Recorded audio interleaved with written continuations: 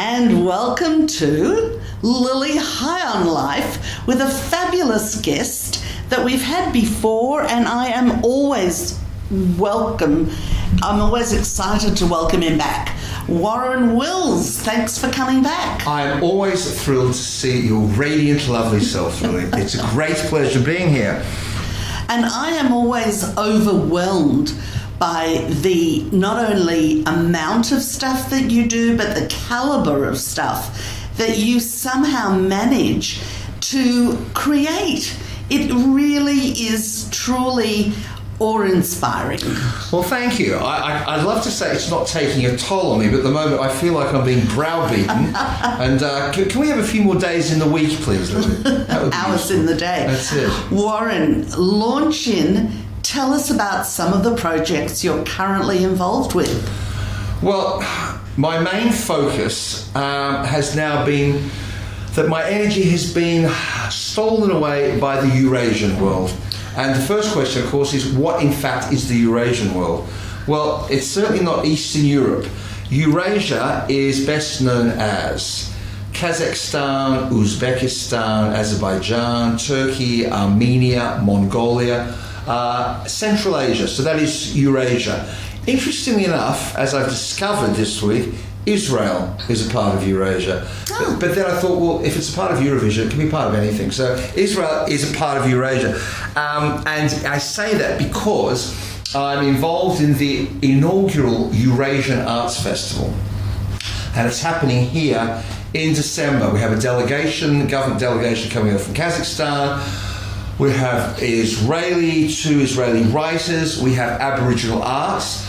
I figured, although Australia's not really part of Eurasia, it's part of Eurovision as well, so we can give something back at the festival. But I go to Kazakhstan on Tuesday, of course, everyone does, and as I mentioned to you off air, I feel like I'm going into the mouth of the shark, in as much as 120,000 Russians have already descended, not for the same reason as myself, I hasten to add, on Almaty. And interestingly enough, did you know last week, the biggest spiritual gathering on the planet was in Kazakhstan, with the Pope, the heads of all organised faith, and the week before that there was a meeting with Xi of China, Putin, all kinds of leaders from that area. So, and Kazakhstan hosted. So Kazakhstan is certainly going up, I think, in the ranks of a hub of OMG. Yeah, absolutely. That is astounding. That actually blows my mind. Yeah. Because it's such a most people think of it as a tiny little place that's 8 hours to fly across it. Did you know that? No idea. Yeah, it's huge. And so we fly on Tuesday into Almaty. Now, I'm privileged. Now, you know how I can get very humbled by being in strange positions. We are the Australian delegation that I'm leading, and it's part of the Almaty Festival to honour a writer called Dulat Isabekov. And every day there is a different theatre company performing. And we get there is a Turkish one, we arrive, then a Georgian one, then the Uyghurs, and we only ever hear of the Uyghurs being persecuted by the Chinese. So I'll be interested to see all these people. So in Uzbekistan, they're actually a thriving community, free community? In Kazakhstan, sorry. 250,000, perfectly at liberty, perfectly free, perfectly integrated. So I look forward to finding more about that. And we close the festival on the last day of the festival, and there's a reception, and the president of Kazakhstan comes. Wow, that is really a big deal. It is a big deal. So that'll be an interesting week. And then the company that I'm with, they hot-foot it back to Melbourne, but I head off the other direction because I then, with a different cast, do a same boutique presentation of this new piece about Borte, which I will tell you about in a minute, and that is at the Kazakh Embassy in Pall Mall in London. Again, there's a new ambassador there, and it's going to be great. I know the Kazakh Embassy quite well, funnily enough, in London, and it's beautiful, and I get to see my granddaughter.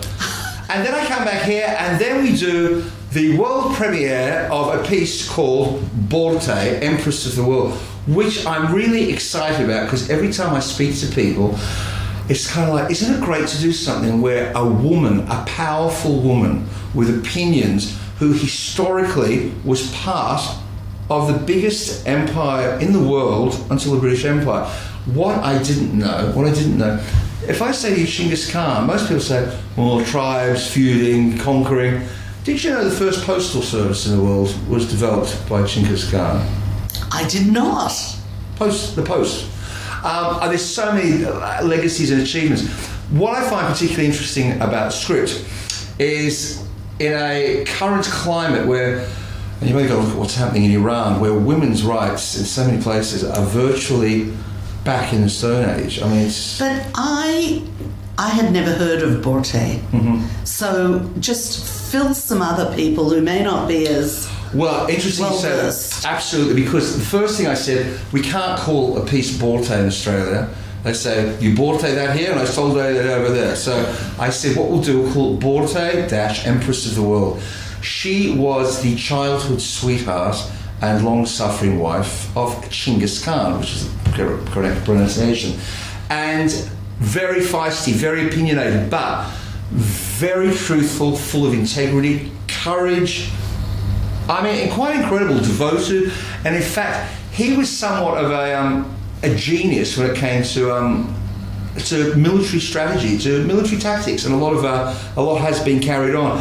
But she also would go out and do things on the battlefield, which were quite amazing. It is a fascinating story. But more than that, isn't it nice to be able to do something under the banner of music theatre, where here we are in Australia, working with a whole bunch of people who come from a land that we know nothing about to a certain extent, to have my cohort there who are going to be courtesans and warriors and feuding Mongols and tribal Chinese and God knows what else, and that's the Young World Choir. And all of this happens as part of the Eurasian Arts Festival in a Greek place, and I tell you, this place, it's called Arcadia House. Now people, listen up, this is great. Every now and again you come across your place and you think, oh my God, it's an undiscovered treasure. A little bit like Amar, where you've been to. Yes. Which is a beautiful ballroom. It's beautiful. Okay. It's a beautiful mansion in Turak. Correct. Amar, and it is rented out now for functions. Correct. All kinds of things, and I was amazed. I'd never seen it before you introduced me. But a jewel, an undiscovered jewel. Yes. Now, Arcadia House is owned by what I would describe as the captains of Greek industry, and they're great. And very similar working ethos, I think, as the Jewish community, to be honest. And they have a building, and it's right near Victoria Market. It's right near North Melbourne Town Hall. It's in Victoria Street. It's called Arcadia House.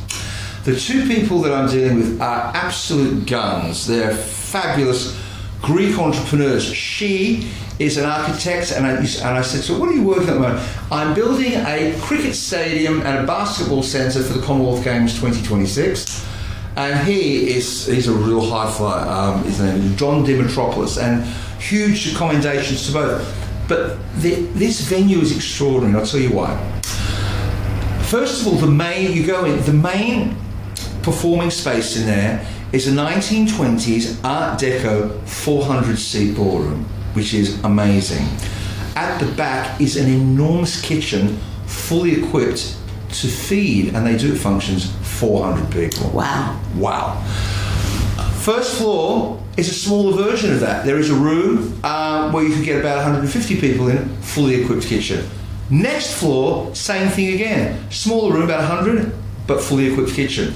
Now, for someone like me who wants to create a hub and put the Eurasian Arts Festival on, you can have a book launch on that level, you can have dancing on that, you can have cookery on this level, and films on that. It's fantastic. So we are doing the Eurasian Festival there. When it started out, I was under the impression, with my organisers, who is the roaming ambassador of Eurasia, who set this all up, I thought, okay, it's going to be a lot of kind of Kazakh stuff. Then we had Israel turned up with a delegation. Then, because it's a Greek place, there's going to be a Greek delegation. I have friends from Spain, they're coming over saying it's a Spanish delegation. There is an amazing guy with a gallery, his name is Hans Sipp. He represents Aboriginal art right up north, Lockhart I think it's called. It's 800 k's north of Cairns. I thought that was New Guinea. I had no idea that the country even went on that far. Anyway, he showed me this art that blew my mind. So he's going to set up a whole Aboriginal stand there as well. So this is not just a Eurasian arts festival. This is kind of like a mini World Expo, which is great, and it's an ideal venue. I'm terribly thrilled about it. It's the inaugural one, and at some point, all I'm thinking, the other thing, that's it, because we've got these Israelis. I spoke to the Australian Arab Chamber of Commerce, of course, and they said, can I get my Arab friends to come over? So that is in negotiation at the moment. So let's see where it lands. It's a 6-day festival. It's happening on December the 10th to December the 16th, the Eurasian Arts Festival at Arcadia House. And centre and front, the centrepiece is Borte, Empress of the World. That sounds like an absolutely unbelievable project that is so multifaceted and deserves its own television production as well. Oh, listen, I hope so. Last night, 2 o'clock in the morning as one does, I'm zooming the Foreign Minister of Kazakhstan about various issues over here. But it's very exciting, and I've got to tell you something about the design, which I'm very pleased about. I thought, why don't we create an experience, because we can, it's such a large ballroom. So what's going to happen? The audience, if you like, are going to be part of the royal party of Borte and Genghis Khan. So we are all in the grand yurt, or the grand marquee, grand shebeen, grand tent, whatever you call it, together. So in the centre of the room will be a grand piano, lots of drapes and everything on top of it, and that is the inner sanctum of the royal family. All around, there'll be seats, but there'll be cushions, and so people can lie on the floor, they can sit on pillows, they can sit on chairs, but it's in the so we're all there at the court. Theatre in the round. But we're all in the court, we're all in the grand yurt. And the Young World Choir will also be there, serving food, getting involved with conquering and tribal stuff, being courtesans, singing, acting, and so on. So it should be a fabulous experience anyway. And for those that have not heard of your unbelievably fabulous Young World Choir, could you just please tell the audience exactly what and how? Well, we started 20 years ago in London at a place called Haringey, when I thought, wouldn't it be nice for people who are privileged enough to work in the West End, wouldn't it be nice to give something back to the community? So we did what were called collaborative world premieres of new musicals every year, and I did it with children's theatre and youth theatre, but the thing about it that made it particularly interesting is a third of the company were what I would call special needs kids, and that's everything from spina bifida, cerebral palsy, autism, deafness, blindness, and so on.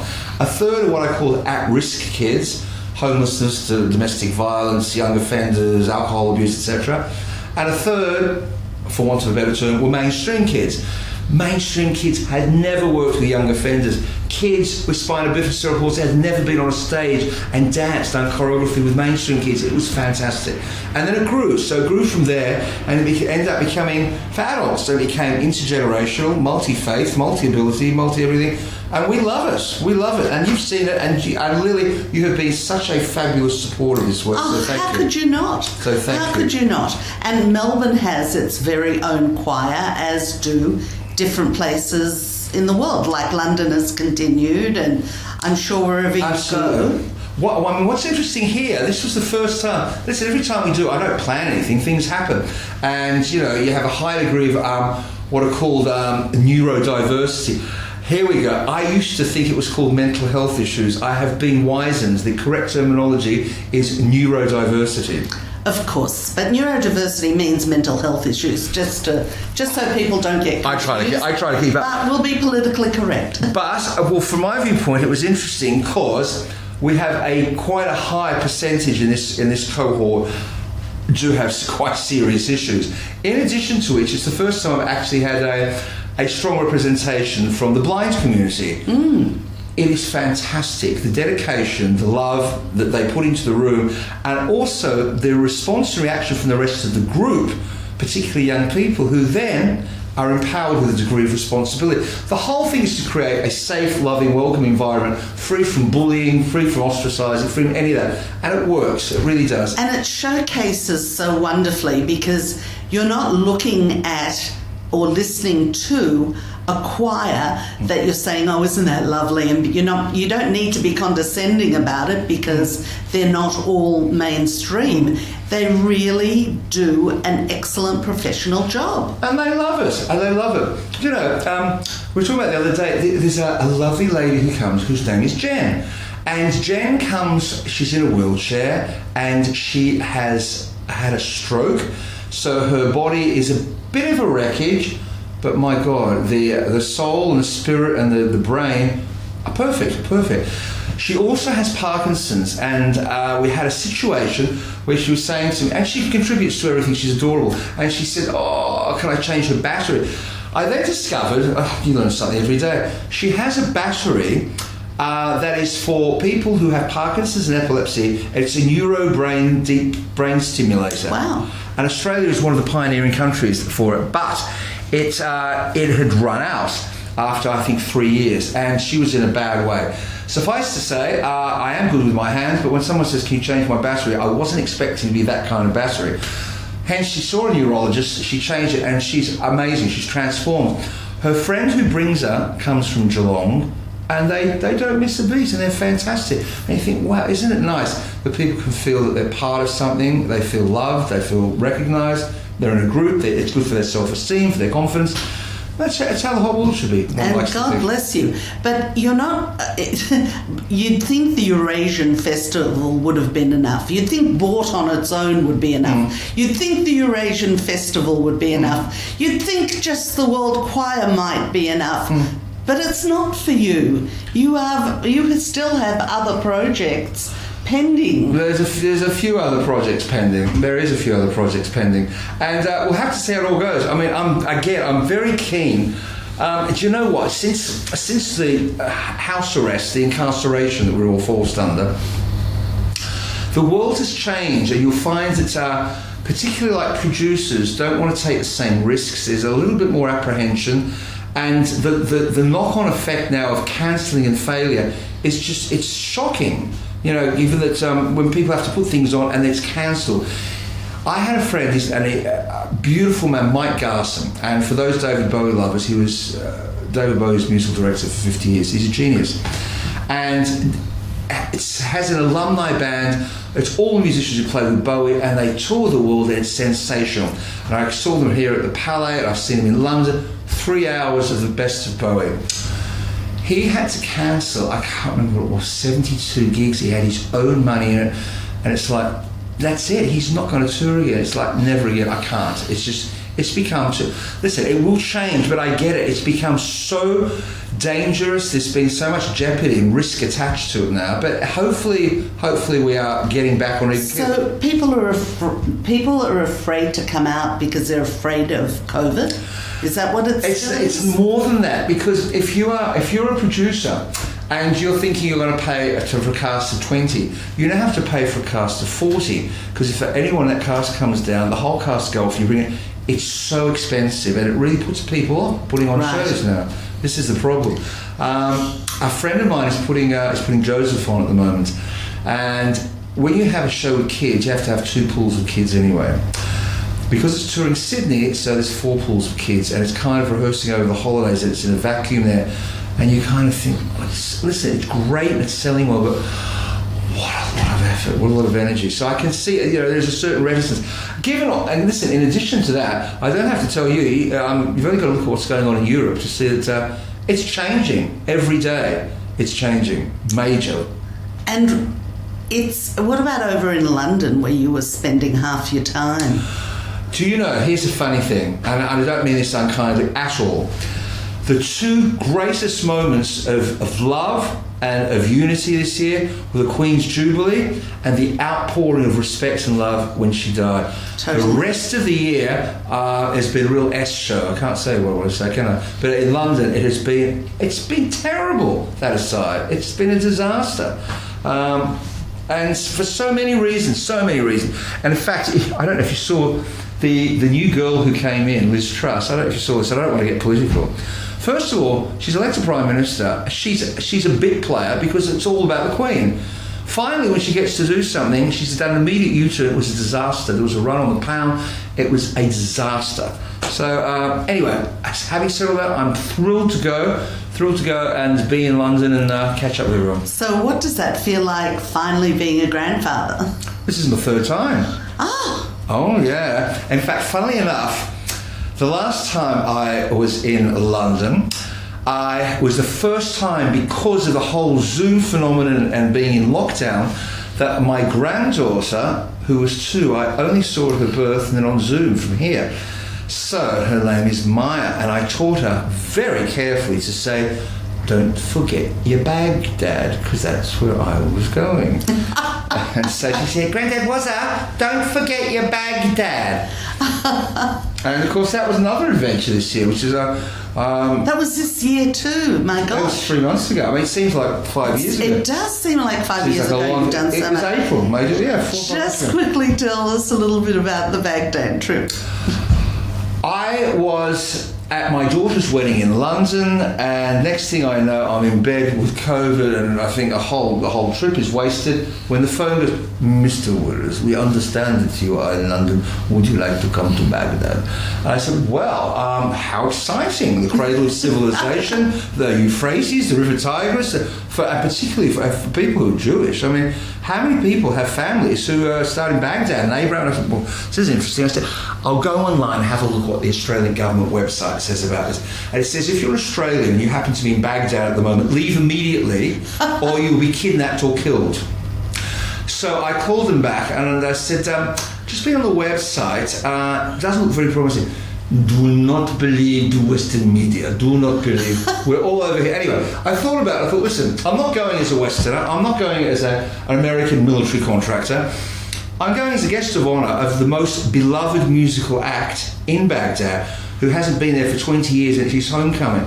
I had a fantastic time. And good on you for going, for God's sake. It was amazing. I mean, what an opportunity. Feel the fear and do it anyway. Well, what an opportunity. And to be the guest of honour, the token white male, Western Jew, whatever, on stage at the National Theatre of Baghdad, where there hasn't been a show for 15 or 20 years, packed, thousands of people there, 20 musicians, people weeping. It was so moving. It was wonderful. And do I remember correctly that you were actually introduced as a Jew? Wasn't I introduced as that now? I became, that was a time before, and I said, this was in Jordan, in Amman, and we were guests of the royal family. So we're on stage and the Crown Prince comes up and the King's there and all the rest of it. Anyway, so Ilham starts to talk about this Australian Jew, blah, blah, blah, and goes on in Arabic. I don't speak Arabic. And after about 5 minutes, he looks over my way and says, "You're now an honorary Jordanian."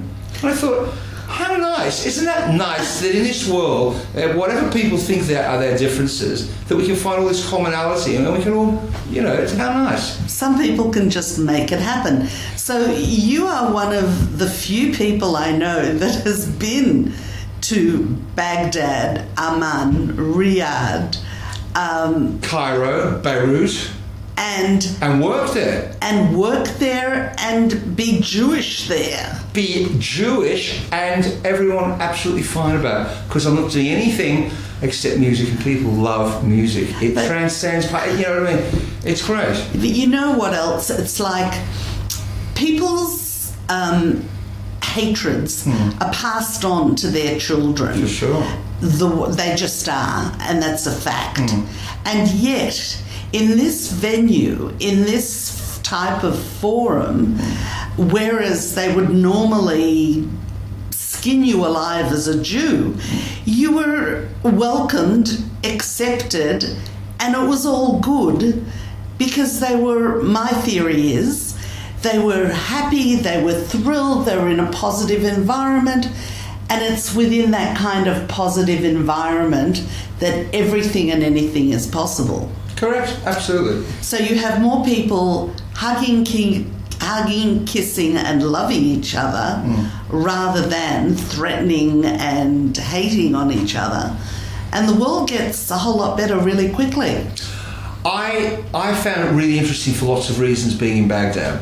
First of all, I couldn't believe that I was standing on the bridge over the River Tigris. I mean, how exciting. And I was standing on there, and the accountant is a Palestinian accountant in the band. I mean, isn't this what should go on in the world, that a Jewish musician and a Palestinian count should be standing together on the bridge on the River Tigris? I mean, isn't that what we should be doing? So there was some really wonderful things about it. It was also very interesting. People all made the point. They said, and it's very true. It's very sad the way the world works on this level. They said, do you know how many foreign journalists there are at the moment in Kiev? I said, there's a lot. And they said, yeah, there's about 1,000. Do you know how many foreign journalists there are in Baghdad? None. And it's this whole thing. All of a sudden, we love the Ukrainians. We want to adopt them. We want to adopt them. We want to adopt them. And then the news cycle will get tired of it, and it'll go somewhere else. And suddenly, the Ukrainians or the Russians, like the Iraqis, etc., and we forget about these people. And you can't. It's difficult to be mindful of everyone, and we live on a constant news cycle, and we go where the pack goes, I guess. So it was very interesting to hear that, because I was saying, you don't hear many people wanting to offer, wanting to adopt an Iraqi family or something, and it's true. It's not fashionable. Yes, I mean, right now, even bringing Australians in Syria back, women and children, is an issue. And I understand both sides of the fence. But to get off politics once again, you also had a wonderful Ukrainian project you were involved with. Lily, I'm not being funny about this, if only I had more time, more energy. This is the project, and it's fantastic. If any of the listeners want to get involved with this, they must contact you. This is a real game changer. Okay. The guy who was the arts editor of the Moscow Times for 30 years, he and his Ukrainian wife, and let's get very serious here. Russia being at war with Ukraine is like Victoria being at war with New South Wales. It's ridiculous. Everyone in Ukraine has Russian family and vice versa. It's crazy. So he and his Ukrainian wife went to Crete just before the lockdown, because they could see, as he said, dark clouds were gathering. People kind of had an inkling what was coming. So, and once the S hit the fan, he said, okay, what we're going to do something to really profile Ukrainian art, and particularly it was literature. So they have this whole project now. It's a Ukrainian initiative organised by these people in Crete, and my friend John Farndon in London now, who is the Royal Literary Fellow of Britain and the most published living author, John Farndon, Farndon. Now, so what they do, they've got all these plays that were written in the last 2 or 3 months by the top Ukrainian playwrights. Wow. In basements, bomb shelters, subways, wherever they could write, okay? 70 countries are involved with the project, doing it in Finnish, doing it in French, etc., etc. 70. 70. In London, I was reading, John sent me the reviews, it's the hit of what's on the stage in the West End. It's an absolute smash. People say it's like, wow, an insight into this current what's going on, but not from a news perspective, but from a culture, a literary perspective, to have, an insightful writer actually present a play about what's going on. Anyway, they've sent me about 6 plays, and I was delighted to find Ukrainian choirs, and in my own Young World choir, I thought we're going to do something with no political agenda, zero, but we're going to do something to be part of this initiative. I then discovered recently, you might know more about this than me, that in Bentley, once a month, 160 Ukrainians recently arrived. The last 2 months, I was supposed to go and talk and stir them up and spruik them up and everything. Unfortunately, I wasn't here. I was away in Sydney. I won't be here. Next one is the 23rd. I won't be here. Yeah. But I will be here in November, and we will do it. And we have to, Lily, we have to make this project happen next year. It's too good a project. It's such a great idea. And I'm assuming, or would hope, that somebody is collating all of this from the 70 countries and putting it together on a piece of There are so many video. links, and when they start to do, and I've been in some of the loops, there's like hundreds of people and email addresses from people all around the place. But Lily, we must make this happen next year. We must. I just haven't a chance, and I can't do the heavy lifting myself, so we need some of your listeners. It's a great project. And also you started doing monthly performances, which you will continue once you're back and once the Eurasian Festival is done. And please, please, please contact me, lilyhighonlife@gmail.com, if you would like to be on the email list and Absolutely. hear all about Warren's projects, because I know of at least 3 or 4 more that just don't come to mind because he's got other things, as you can see, on his mind, but he's always so involved. And these musical soirees that he does once a month just take you away to another time and place, and they are just totally uplifting. Oh, no, thank you. No, I love it. And also, it's a great chance. It's not... I've kind of had my dash where, you've got to do a concert, so I'm going to sit there and play for 3 hours. Let's bring the choir on. Let's bring some guest singers on. Let's bring other pianists on. I think you've been there when the fabulous Alan Kogosovsky's there. The world... I mean, he's a treasure. He's a national treasure. This man, in my opinion, is one of the greatest living Chopinists, right? And I know classical music like this, that, and the other. Again, listen, to have the privilege and pleasure to be able to have someone like that play in one of these concerts. So yes, tell your listeners to come along. No, Alan Kogosovsky, when he plays, you're talking on about somebody who's commanded the world stages in classical music. Absolutely. And when his fingers touch those keys, it's not as though you're in the here and now. It absolutely moves you to places you've emotionally never been before. And I don't exaggerate anyway, and this is not an exaggeration. I travel. I even travel to Brunswick to hear Alan Kogosovsky. Right. I joke about it, but it really, he's just really sensational when it comes to that. And as with you, you're an entertainer as well as a composer, as well as a producer, as well as being able to do all these amazing things that you do. You are the consummate entertainer. Well, thank you. And I'm hoping that next year will be a lot of travelling. And in fact, there is a move, and this is through the Australian Arab Chamber of Commerce, to do a 26-country tour. And it's going to be all around the Middle East and Central Asia. And I hope that we can help with the Eurasian Arts Festival to be a springboard for this. That what we can do is have Israeli acts, have Arab acts, Australian acts, all on the same bill. This is what I'm hoping. Wouldn't that be fun? And then just go and do like a 26-country tour would be great. Yeah. Warren, I've got to ask you, are you aware of how different you are to most people in terms of your energy and in terms of your passion and what you do? I was very lucky because I didn't have a choice. I've mentioned this before. A lot of people choose what they want to do, or in fact, when they're young, have issues because they don't know what to do. From the time I heard Chopin when I was 4, I wanted to be a composer. I wanted to work music. So it's never been work for me. It's always been a pleasure, and I've always been compelled to do it. So it's never struck me as being anything different or unusual.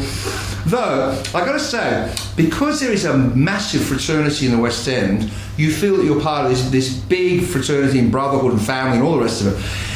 When you come here into Melbourne, because there are less people doing the kind of thing I do, you kind of think, people say, it's good for a hobby, but you've got to consider a proper job, particularly from a Jewish background. It's kind of like, what are you doing with music and everything? Which is bizarre because the Jews were the greatest musicians, still are. Arthur Rubinstein, Isaac Stern, Itzhak Perlman, we can go through it, But they weren't paid the same way other people were paid. But let me tell you, doctors are no longer paid the way IT people and others. Can I tell you, the tradies in UK, that's where the money is. Yeah, for sure. Yeah. So it's.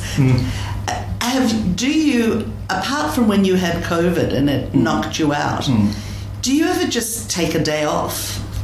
I can't, and I don't want to sound ridiculous about it. There is so much, like right now, there is so much that has to happen for all these events to happen. And of course, they're all in different time zones. And if you want the job done, do it yourself. Yes. Yeah, but of course you can delegate once things are up and running. But at the moment, I'm rehearsing someone in a vacuum in London because it's a different cast. We're buying costumes in Kazakhstan. I'm on the phone last night to the foreign minister to try and sort stuff out with flights from Kazakhstan. I mean, it's ridiculous, but it's great. I love it. I'm sure you must have tried at some stage to have a personal assistant or somebody that you can delegate to? Love it, and particularly, listen, on occasion, I'm talking here now, on occasion, it was great. Do you know when we did Night of Broken Glass the first time at Australian Catholic University, because it was under the wing of ACU, and the president of ACU, Father Anthony Casamento, and the vice chancellor took it on as a project. So I had 3 professors to work with. I had 160 undergraduates to work with. What a joy! What a joy! If only to be like that all the time. Yes, it is certainly worth attaching oneself to these institutions. Funnily enough, I met a designer who's at RMIT. And it's too soon for RMIT to make a commitment to come on board. But I'm hoping that RMIT will come on board next year, and actually with the whole design department. It'll be audio-visual and the cameras and art and all the rest of it, which will be nice. And you are planning to do Night of Broken Glass again? Now, for anyone who is interested, we want to start rehearsals in March next year. So please, lilyhighonlife@gmail.com. I will pass on to Warren, and we'll get you up working and involved. Now, I must say, and again, this year, in both, from our Kristallnacht community, we've seen a lot of people wave goodbye to us, and in our Indigenous community, you saw what happened last week with Uncle Jack Charles. Jack Charles, who, again, great friend of mine, a great friend of the work that we do. Jack Charles, actor extraordinaire, 79 years old, lovable rascal, quite an extraordinary character. And state funeral for him on the 18th of October. I won't be here for Jack Charles. And a Yorsa man had a stroke, died. But I tell you what, I'm not being funny about this. I was thinking the other day, this is before the Queen passed away, I was thinking, oh my God, Gorbachev, such an influential figure, Olivia Newton-John, Judith Durham. And then you say that to people. Once the Queen had died, everything else seems like it's months ago. Everything else pales into insignificance now, doesn't it? Yes, I mean, the amount that you've done in the last 12 months pales into significance into each other. It's, so who are your icons and your heroes and people that you look up to and see as leaders for yourself? Well, so many, but they're primarily people from the arts. I mean, I find it very interesting. For example, I'm involved with a project called LVB, which is about Beethoven, and what's really interesting is we're using Beethoven's own music to be the soundtrack of which the lyrics were used for, which is such a clever idea. And by the way, if this works, you could do this on any composer, and it's such a brilliant way to get young people who like musicals and theatre but might not be hooked on classical to get them into it. It's very You're clever. writing lyrics for classical? I'm not writing it, someone else is writing it, but I'm putting the whole shebang together. And very exciting, I'm very excited about it. Now, you look at someone like Beethoven's life, and I find it fascinating for so many reasons. First of all, here's a man who must have spent so much of his time composing, but he also spent so much of his time producing. Now, not a lot of people know that. He was an entrepreneur. He had to put his own pieces on because no one else was going to do it. Really? So he went to Vienna and he paid. So he would pay. So, for example, there was a night where they had the most remarkable thing in history. He did the 5th Symphony world premiere, the 6th Symphony, the 5th piano concerto, and a big vocal piece, all the same night, because he had to get everything done as quickly as possible. And people were still complaining that the violins weren't so good because the best players were pre-booked to go and do something else, because he paid for it all himself. Wow. So you think, my God, so he's contending with the fact that he's got to compose full-time and he's got to produce. Then he's contending with such poor health, as you know. But also, worse than that, he had an ongoing litigation, I don't know if you know this, over his nephew. Once his brother passed away, Beethoven's sister-in-law, he called the Queen of the Night, Queen Bitch. He spent 3 years not composing because he was in court fighting her over custody to get custody of his nephew Carl. Interestingly enough, here's another one for you. People say, oh, Beethoven, he died of this deafness, he had so many things wrong. One of the interesting things in Vienna at the time, people like to drink wine and they like to sweeten it with lead sugar. Lead. I've never heard of that. Lead sugar. And they used to have a weight, and they used to put it right in the wine, and it was lead with sugar, and it gave us a particular taste. So, well, you can imagine if you spent your whole life drinking lead sugar, it ain't going to do you any favours, is it? So, wow. yeah, it's all kinds of theories now as to why he died. But I now that I've heard about this lead sugar thing, check it out. I'm blown away by the story you just told, because one of the things that I've been saying to everybody that'll listen is that it's so easy to be an entrepreneur these days because of all the technology. You can do your own filming, you can do your own recording, you can do your own thing. I mean, this is the time. And now you're telling me that people who are true entrepreneurs found ways to do what they needed to do on their own. Well, if you can imagine the hours it would take to write a symphony that Beethoven's working on. Yes. And at the same time he's giving lessons because he wants to keep the coffers, and he's got patrons, certain rich people are supporting him. Then he decides he's got to put a concert on, so he puts it on. He is the entrepreneur, he's the producer. Mind-blowing. Absolutely boggles the mind. Yeah. So take a deep breath for a minute. How do you see yourself and your life at the moment? Where are you right now? What are the things that you're thinking about in terms of not just, you've got plans for your career and everything else, but this introspection thing, which is Warren Wills, the man, after everything you've already done, after everything that you've really accomplished, what is it right now? What are the lessons you've learned out of your life thus far, being a father, being a grandfather, coming out of COVID, doing the projects that you're doing? What are those insights that really you've learnt and maybe not even verbalised before?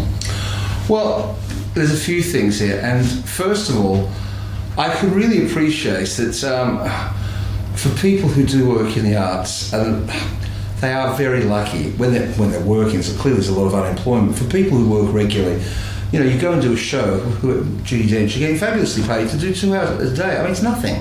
So it does seem to me a logical thing that we should be doing things like social inclusive music theatre. There are so many people, through no fault of their own, who find themselves on the margins, on the periphery of life.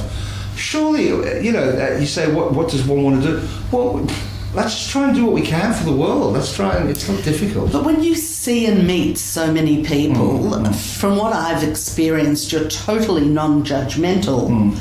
But how do you feel about populations now? How do you feel about people? What do you think when you are introduced into new categories of people like the Greeks, for example? Very good. Funnily enough, I'm glad you say that. I hate to think that my curiosity, my lust and passion for learning had come to an end. And I can remember the first time I worked with this oud player, Ahmed Mukhtar, in London. He's a great player. I have no issue of confessing my stupidity. If I know nothing, I put my hand up and I ask questions. Well, how is that true? You don't ask, you'll never know. And then when I started to work with the Arab acts, I didn't even know the name of the instruments. Now, I'm exactly the same. I have the same opportunity again with the Kazakhs. All these instruments, I have no idea. This is so exciting. I'm like a kid in a candy shop. Wow, what is it? What? I love it. When that all dries up and stops, for me, that will be a very sad day. And even so, we went to the recital centre here about 3 or 4 weeks ago, Chinese orchestra, playing all traditional Chinese instruments. So, of course, I had to go and chat to everyone. Well, I've now got some of these people who are going to be playing in the show in Borta, because there is not a huge Kazakh population in Melbourne, obviously. In fact, it's very small, but there's a very large one. So there's an instrument called a ruan, R-U-A-N. Closest thing I can say about it's like a banjo. But I was playing with the guy last week, and as soon as he started playing, I was there. I was there in Central Asia. I was there in the Gobi Desert. It's like, wow, it puts you right there. There is a violin, you might have seen a Chinese violin, it's got 2 strings, and they play it on your leg, yeah? And it's called Eru, E-H-R-U. We've got one of those in the show. So all this stuff I love. Love it. Look, there is only one Warren Wills. There can only ever be one Warren Wills. But if you're listening and you've gotten anything out of this wonderful chat that Warren has so generously favoured us with, find something that makes you as passionate as Absolutely. Warren is. Whatever it is, it doesn't have to be music. It can be flowers or reading or whatever it is. Mum and I are watching Jeopardy at the moment. There's some kid that's been on for 2 straight months. He's won over $1 million. Wow. His knowledge base is absolutely unbelievable. He has a passion. Find your passion. May not do it the first time. Have a go at 2 or 3 different things. Absolutely. Things that you may never have tried before. But have a go and find something that you can get really excited about, even if it's only for a week or a month, and then find something else if you lose the passion. But passion is what makes life really worthwhile. And you know what? I'm going to tell you a story. I might have told you this before, but I love this story. And it's about exuberance and youth. And a dear friend of mine who passed away many years ago, his name was Albert Van Dam. An eccentric inventor, composer, extraordinary Dutchman, was best friends with Salvador Dali. They were invited to go to the opening, I think it was 1926, I think so. And anyway, it was in a salon in Paris. And the elder and great Maurice Ravel was there. And he was presenting the world premiere of his new work. And he came and he said, "Ladies and gentlemen, today I am going to play the world premiere of my new work. It is actually written for orchestra, but today in this salon I played on the piano." The piece was Bolero, right? And he put the lid of the piano down, and a male dancer came out, stripped off naked, got on top of the piano and danced naked while Ravel did the world premiere of Bolero. And Albert looked at me and said, "And you know, the kids of today, they think they're so decadent." It's right. I love it. Thank you so much, Warren. You've Great been pleasure. Delightful as usual, and I look forward to having you on the show again. I know there's always so much to talk to you about. Bravo. Thank you, Lily. Thank you.